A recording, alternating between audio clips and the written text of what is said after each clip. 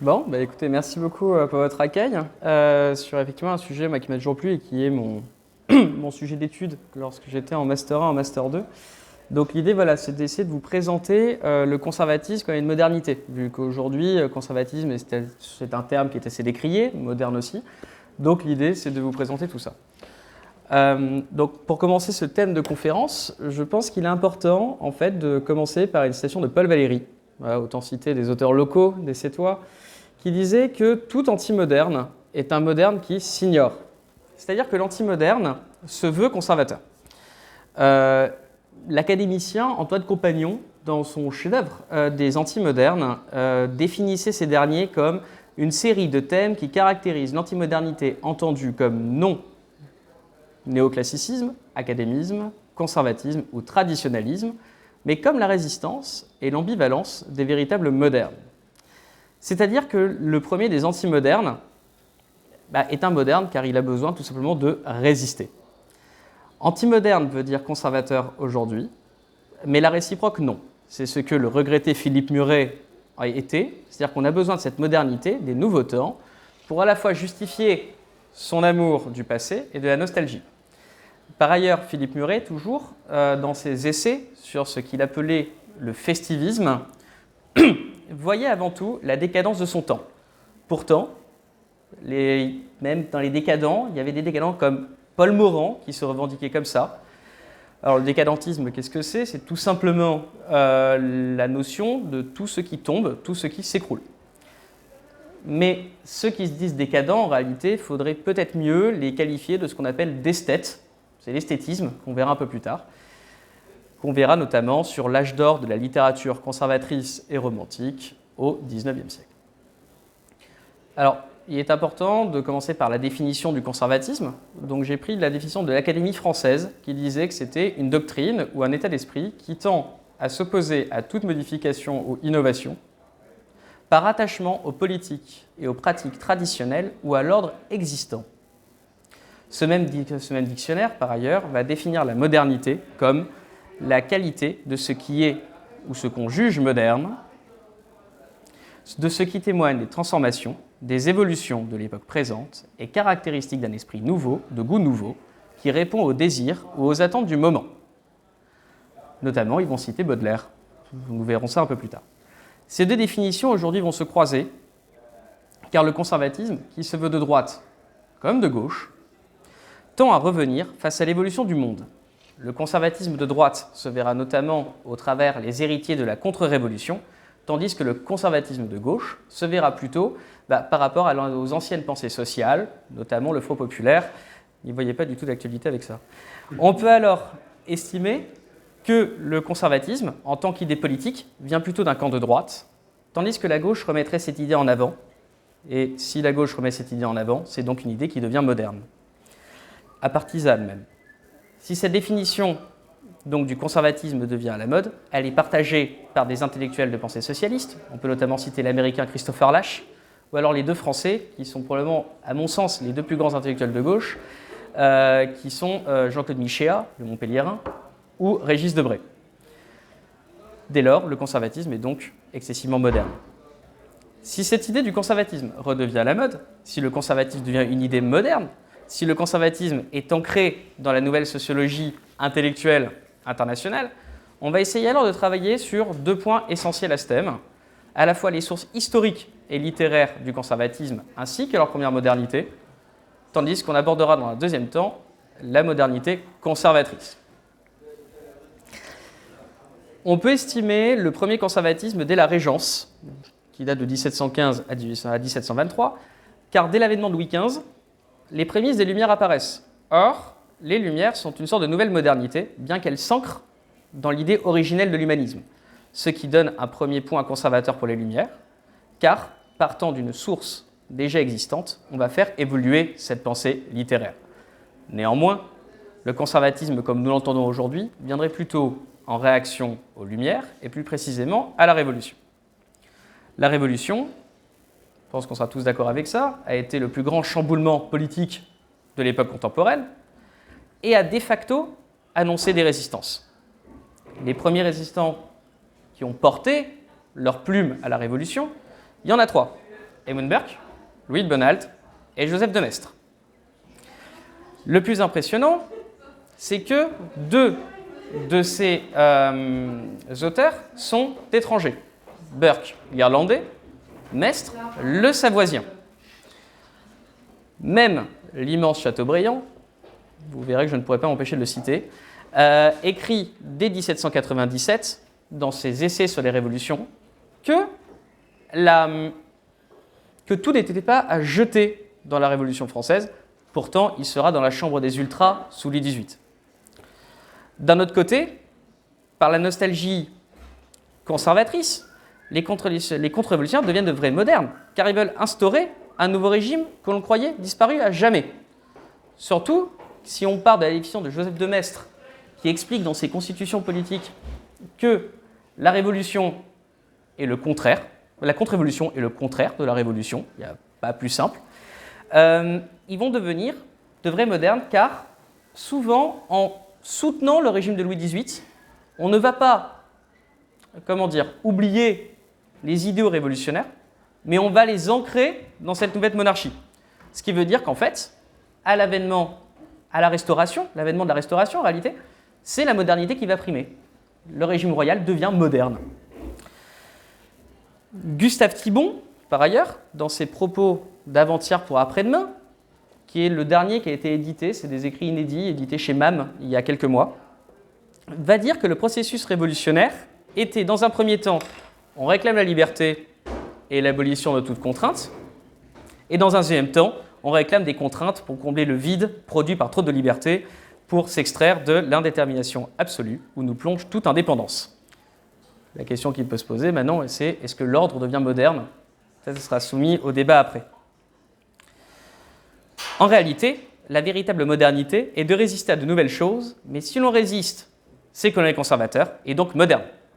Dans les prochains auteurs que nous allons voir, le conservatisme devient alors une modernité. Baudelaire, lui-même, était à la fois un conservateur et un anti-moderne. Dans ses Fleurs du mal, la nostalgie et l'esthétisme sont de mise. Son spleen va témoigner d'une modernité d'écriture et d'un conservatisme fort d'un temps qu'on ne connaîtra plus. Un autre auteur qui m'est cher, qui est Stendhal, était un véritable moderne, tout en étant conservateur. Conservateur sur les valeurs traditionnelles de la famille et de la société. Néanmoins, il aura écrit Le Rouge et le Noir. On ne sait pas si c'est une histoire qu'il aura voulu vivre ou pas, mais on est quand même dans le glauquissime, tout en étant à la fois décadent et moderne. Pourquoi ?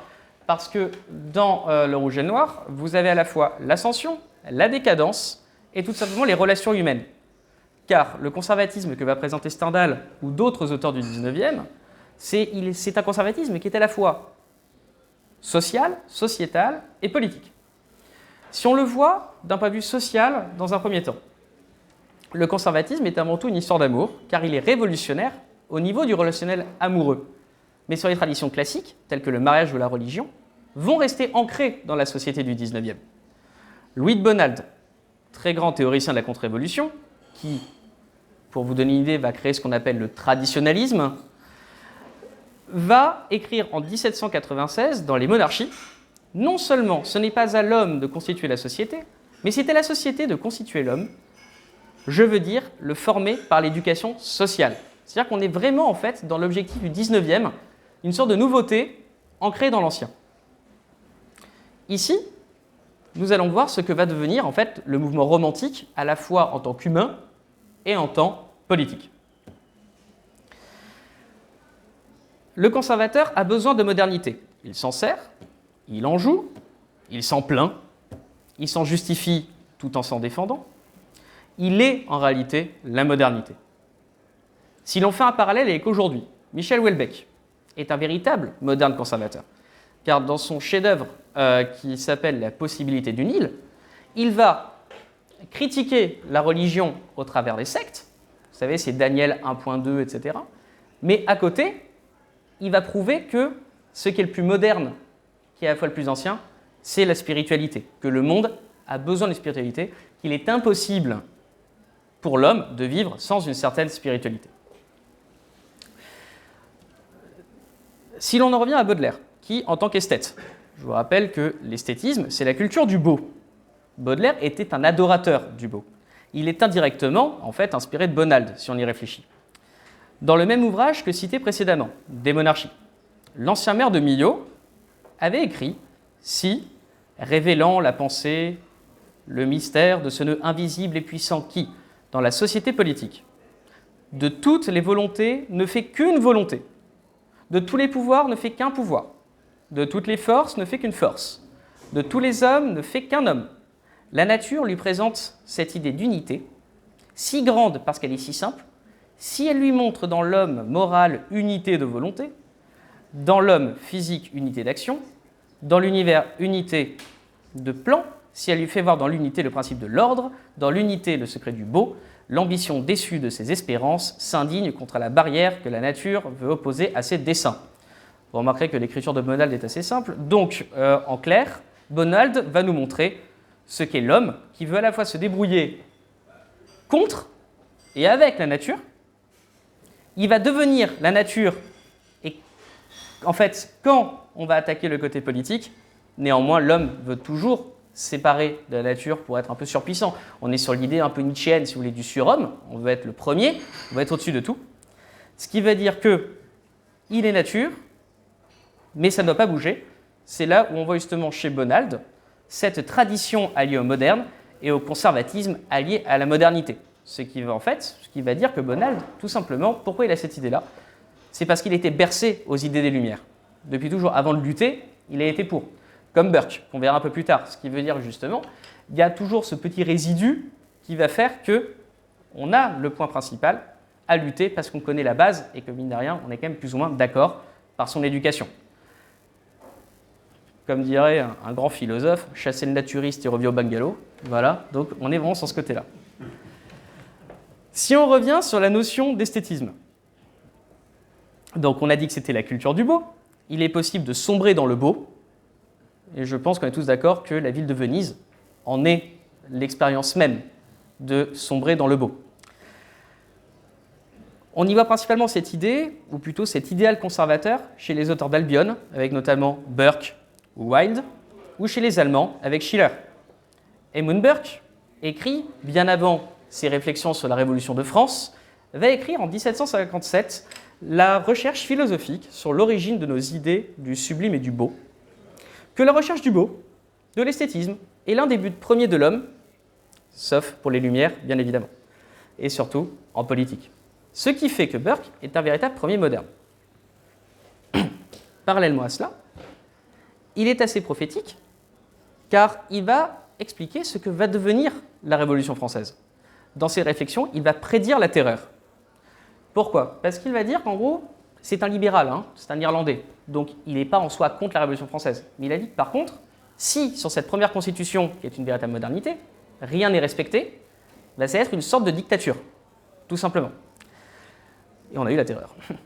Ce qui veut dire qu'en 90, il va accepter un roi, pas un régime plus libéral soutenu par la Révolution, ce qui veut dire qu'à ce moment-là, conserver le roi devient donc une idée conservatrice, adaptée à la première constitution, qui est la modernité. Le comte de Chambord, dans sa lettre sur les ouvriers du 20 avril 1865, voyait le catholicisme comme un véritable alliage entre le conservatisme et la modernité. Il écrivait « N'est-ce pas à elle qu'il appartient d'appeler le peuple du travail à jouir de la liberté et de la paix, sous la garantie nécessaire de l'autorité, sous la tutelle spontanée du dévouement et sous les auspices de la charité chrétienne ». Le comte de Chambord va nous montrer en réalité toute l'idée sociale du 19e. Quelqu'un qui va appliquer plus ou moins cela, c'est Napoléon III, en réalité. Napoléon III ne va pas oublier le passé catholique chrétien de la France, tout en étant un véritable moderne. Je vous rappelle que le Paris que vous connaissez tous, c'est Napoléon III. Les chemins de fer, c'est Napoléon III. Et l'industrialisation de la France, c'est Napoléon III. Et le moins d'impôts aussi, par ailleurs. C'est-à-dire qu'on va apprendre par le comte de Chambord, justement, une certaine histoire, c'est que la religion catholique est de ce qu'il y a le plus moderne dans l'ancien, elle a toujours évolué malgré ses décadences, vous voyez l'actualité, et va montrer, malgré tout, un socle commun qui est la spiritualité, comme évoqué plus haut. Quelque chose que l'on ne pourra pas changer dans l'homme. Dès lors, cette modernité conservatrice, qui tient alors ses origines fin 18e, début 19e, va perdurer jusqu'à nos jours. La question qui va maintenant nous intéresser est de savoir s'il s'agit d'un fantasme de ce qu'on appelle réactionnaire ou s'il s'agit d'un fait sociologique et non pas qu'intellectuel. Si on fait un amalgame entre le romantisme littéraire et conservateur, qu'en est-il de ce qu'on peut appeler la littérature réactionnaire actuelle? Est-ce que la réaction est forcément conservatrice, que ce soit à droite ou à gauche? Assurément. Mais si on oppose le conservatisme au progressisme, souvent, la feuille de papier à cigarette est déjà consumée. On va prendre des exemples d'auteurs contemporains qui vont être Gustave Thibon, qu'on a déjà cité tout à l'heure, Michel More, Michel Onfray, Alain Finkielkraut, Régis Debray, Roger Scruton et bien évidemment Philippe Muret. Tous ont une pensée qui est moderne et conservatrice. Certains étaient d'ailleurs de la frange progressiste et ont su, ou sont devenus, de véritables conservateurs. Onfray, Finkielkraut et Debray sont passés du stade progrès au stade conservateur. Entre Onfray, qui désormais critique la décadence et dévoile une véritable fascination pour le socle social et sociétal de la religion, Finkielkraut qui lutte contre la décadence, notamment dans son discours de réception à l'Académie française. Il a, à mon sens, l'une des plus belles phrases que l'on peut lire. Alors, elle va être un peu longue, j'en suis absolument navré, mais vous allez comprendre le propos. Je cite Alain Finkielkraut. « La France s'est rappelée à mon bon souvenir quand, devenue société post-nationale, post-littéraire et post-culturelle, il a semblé glisser doucement dans l'oubli d'elle-même. Dans ce processus inexorable, j'ai été étreint, à ma grande surprise, par ce que Simone Weil, avec un W, dans l'enracinement, appelle le patriotisme de compassion, non donc pas l'amour de la grandeur ou la fierté du pacte séculaire que la France aurait noué avec la liberté du monde, mais la tendresse, pour une chose belle, précieuse, fragile et périssable. J'ai découvert que j'aimais la France, où j'ai pris conscience qu'elle était aussi mortelle et que son après n'avait rien d'attrayant. » Citer Weil est déjà une étape dans la conversion au conservatisme, notamment quand même chez Finkielkraut. Il n'en reste pas moins un véritable moderne, car aujourd'hui, être réactionnaire est devenu moderne. D'ailleurs, si on y réfléchit rapidement, qui sont les premiers réactionnaires? Ce sont les révolutionnaires, stricto sensu, car ça veut dire en réaction. Donc, c'est-à-dire que ce qu'on appelle les contre-révolutionnaires sont la deuxième vague de réactionnaires. Donc, le conservateur devient moderne. Régis Debray, si on revient aujourd'hui, qui passe de Che Guevara à l'éloge des frontières. Onfray, qui va chez les trappistes lire la vie de Rancé de Chateaubriand. Ouais, c'est important aussi de rappeler encore Chateaubriand. Qui passe quand même de son traité de la théologie à une révélation judéo-chrétienne de l'Europe. Tous ces gens-là sont aujourd'hui considérés comme des réactionnaires, considérés comme de droite. En réalité, si vous les lisez, ils ont quand même une pensée très de gauche encore. Sauf que l'histoire revient en pleine figure. Et évidemment, je ne pouvais pas ne pas faire un énorme paragraphe sur Philippe Muret, j'en suis désolé, le regretté Philippe Muret. Probablement, Muret a été le plus grand des conservateurs du XXe et début XXIe. C'était un visionnaire. Il a su exprimer, au premier déclin de l'Empire, l'élan vers lequel se jetait la société festiviste orchestrée par l'État. On vous explique ce qu'il appelle le festivisme, c'est la société de la fête, où il a créé un personnage qui s'appelle Homo Festivus. Voilà, et on va revenir plus tard là-dessus. C'est-à-dire qu'en fait, il va dire que c'est l'État qui va manœuvrer cette fête pour divertir les sujets. Philippe Muret, notamment, va critiquer principalement, Jack Lang manifestement est sa tête de turc, mais il va critiquer notamment la fête de la musique, la Gay Pride et la Technoparade. Alors la fête de la musique, c'est vrai, pourquoi? Voilà, la Gay Pride, pourquoi?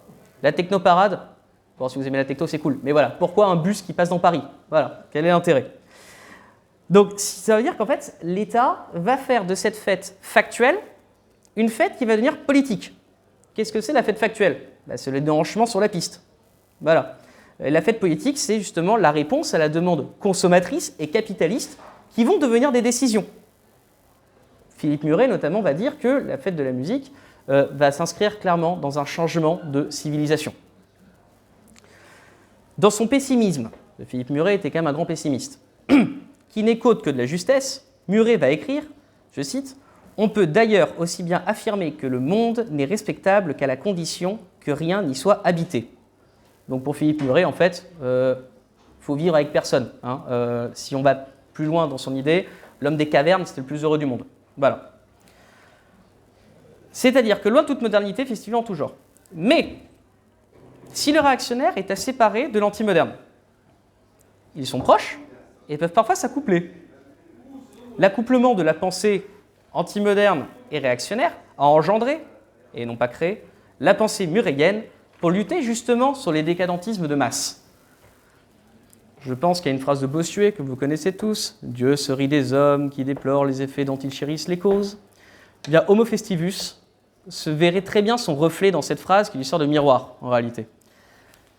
Il ne faut pas s'en prendre qu'à soi-même, il faut s'en prendre qu'à soi-même de la dérive festiviste, qui vient, en plus de la dérive capitaliste, donnant le libéralisme. Après, je vous laisse écouter les Charles Gave parlant du libéralisme, il est meilleur que moi là-dessus. Il y a désormais, en fait, dans ce libéralisme tout de même, la grande liberté, avec un L majuscule, qui va primer pour festoyer gaiement. Le L majuscule se verra plutôt, tout de même, dans les pensées qui sont progressistes. Vous savez que l'homme qui se veut réactionnaire, conservateur, verra plutôt des libertés, avec des petits L, c'est-à-dire la liberté dans l'ordre, en réalité. Bon. Homo festivus, en fait, est un produit de mai 68, hein, pour la faire très vite. Voilà. C'est-à-dire que l'antimoderne, dans ce cas-là, va lutter contre cette saleté de festivus qui est libertaire, qui va lutter contre la régression de la civilisation. L'histoire est mauvaise, Festivus le sait. Alors, comment va-t-il se sauver? Par ceux qui ont sauvé la France en 1944, les Américains. On va aller vers l'American Way of Life, tout simplement.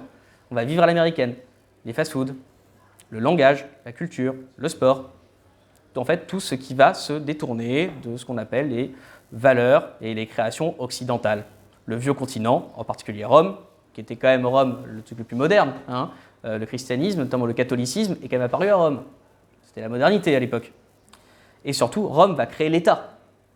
Même s'il y a une différence entre le royaume et l'empire, les frontières, tout ce que vous voulez. Si on fait un parallèle, 1905 a été une erreur en France, ça c'est ce que je pense, non pas sur la laïcité, mais de casser l'ossature étatique du pays. Tous les pays s'étaient basés sur le même système que le Vatican. Le Vatican, ça a 2000 ans. La France, un peu plus, mais l'actuel, beaucoup moins. Ce qui veut dire que Muret va aller plus loin. Il va dire qu'il n'y a plus de France, mais il faut croire qu'une nouvelle France se construit, qu'il serait absurde de se retourner vers la France qui fut. Il n'y a donc plus de France, il y a un espace France, comme il existe des bébés, des espaces bébés sur les aires d'autoroute, des espaces vendanges à la place des vignes, et des espaces culture partout à la place de tout. C'est-à-dire que tout tombe. Voilà, Muret va tomber avec tout le monde. Muret est présenté ici donc comme un véritable conservateur, mais qui ne veut pas regarder le passé, du moins y revenir. Ce qui veut dire que, vous connaissez cette phrase de Goethe, bon, c'est une phrase très romantique, si on ne connaît pas son avenir, si on ne connaît pas son histoire, on est condamné à la revivre, sauf que là, ça va être un vrai conservateur, c'est-à-dire qu'on va tirer les leçons du passé, mais il ne faut pas y vivre. Contrairement à des gens, si on en revient par exemple sur Louis de Bonald, etc., ont voulu revenir à un absolutisme, qui en soi, l'absolutisme, si on y réfléchit, n'existait que sous Charles X. Parce que si on considère que c'est la concentration des pouvoirs par tout le monde, le roi déléguait la justice. Si on délègue, on ne regarde pas. Donc l'absolutisme en soi ne va exister qu'avec Charles X.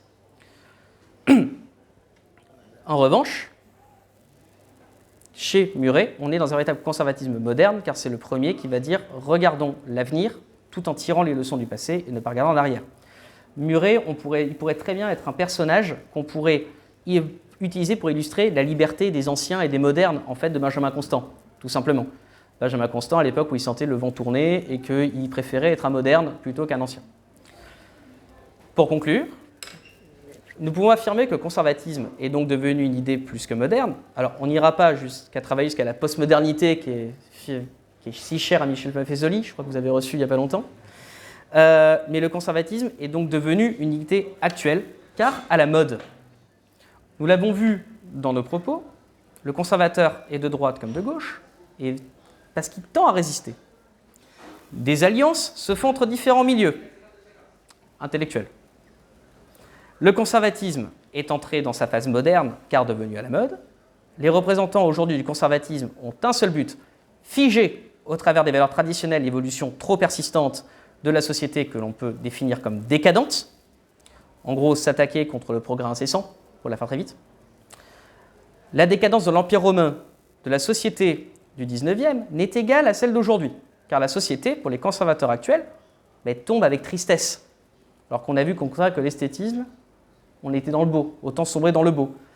Donc, quitte à être conservateur, pour être un nouveau moderne, autant être un esthète. Je vous remercie.